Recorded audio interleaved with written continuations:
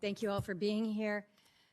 A lot of frustration this morning, and I think as Senator Cassidy mentioned, it kind of reflects the frustration that Americans have with where we are. We're all tired with COVID. We're done with COVID, but as many have said, COVID is not yet done with us. But how we're able to make sense of the guidance that comes out of CDC is critically important.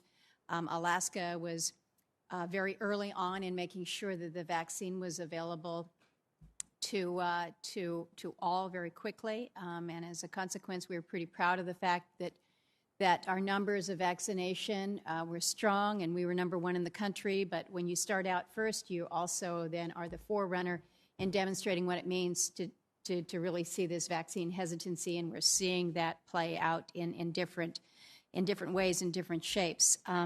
So I appreciated your comments, Dr. Walensky, to Senator Smith about the ways that we can address the concerns that have been raised, whether it is where can I get the vaccine, is it safe, who do I look to for guidance? The state of Alaska did a survey that was released on Thursday that indicated that people are not looking to you all for guidance. They're not looking to our chief medical officer in the state of Alaska. They're looking to see what their friends and their neighbors do. They don't care what their senator or the folks from CDC do. So we've got a lot more work to be doing with regards to that. I want to speak to my particular frustrations, which you have had the benefit of multiple conversations with me, and that is how we can get our tourist sector back to work for even a small sliver of the season. 1.3 million tourists come to the state of Alaska on a cruise ship. There were 48 tourists that came to Alaska on a cruise ship last year, and right now it doesn't look much better. We've been working back and forth with CDC, trying to deal with this conditional sale order.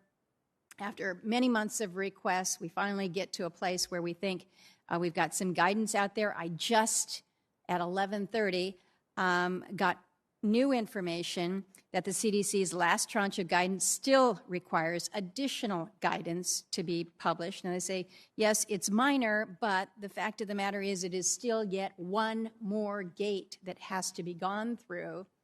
And our reality is if you can't get ships turned north now, there is no season, whether it is for 1 week or 1 month. And so I guess, Dr. Walensky, I'm going to ask you one more time, can you give Alaskans any guidance at all with regards to the ability to finally get this guidance fully resolved? You've got cruise lines that are saying, we're going to require everybody be vaccinated. All of our crews will be 100% vaccinated. We will require that those who want to sail on our ships this summer be vaccinated.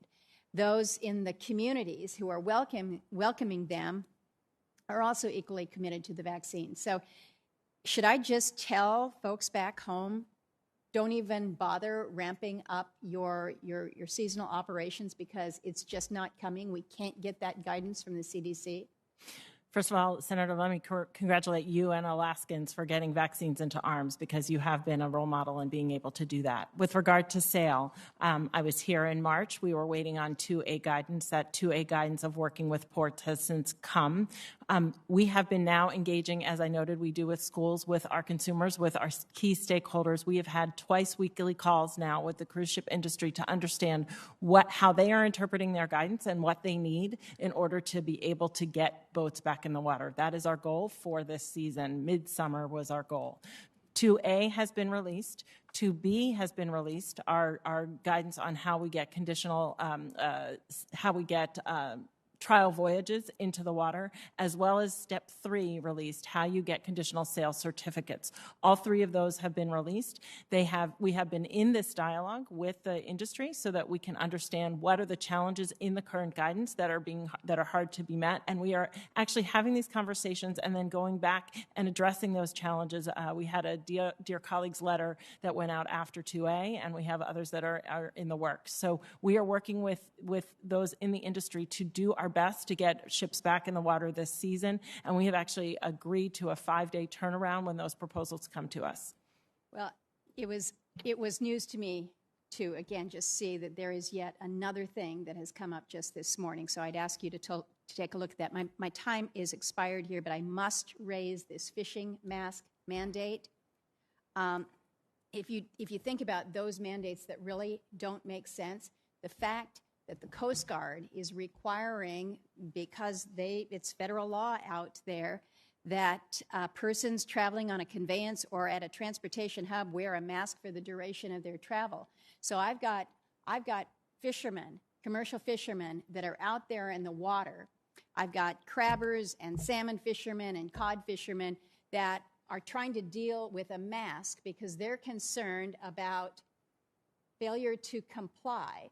This is more of a safety hazard than anything else. You're out on a boat, the winds are howling, your mask is soggy wet. Tell me how anybody thinks that this is a sane and a sound policy to do.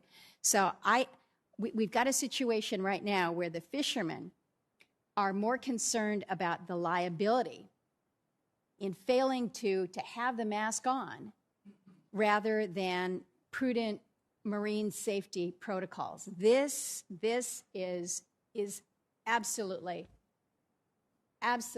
a crazy policy. I just don't understand.